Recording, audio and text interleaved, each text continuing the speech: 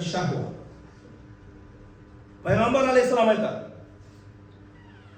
Musavvifun degeni, musavvif kim dese, musavvif degen savfa atu, men tez tövbe kılam degen adamlar kıyrağı uçardı deydi. Alardın ahvalı çatak boldu deydi. Men jakında tövbe kılıp alam bular.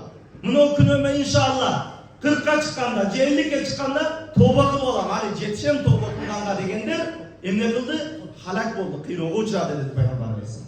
Emne üçün? Sebebi al insan bugün anı künödün tıyba yakkan nesem ne? Anın nafsi kalı olsa anın şahvatı.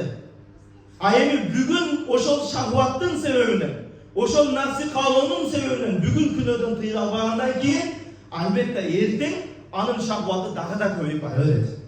Oşol künödünü kılgan sayın, oşol künö ağa adatka aylanıp var öyle. Adat bolup barıp bugün tövbe kılalbagan adam hiç kaçan erten 60'ka çıkanda, erten 70'ke çıkanda, erten tövbe kılılan degen nerse bolbay ekan. Ertesi gün hiç kaçan tövbe kılalbay kılan ekan. Oşon üçün eğer insan tövbe kılam dese, tövbe kılsın. Kaçan? Bugün tövbe kılsın. Bugün tövbe kılalbaysın mı? Erten tövbe kılıp Huday Taala nasip kılbay kalışı mümkün ekan.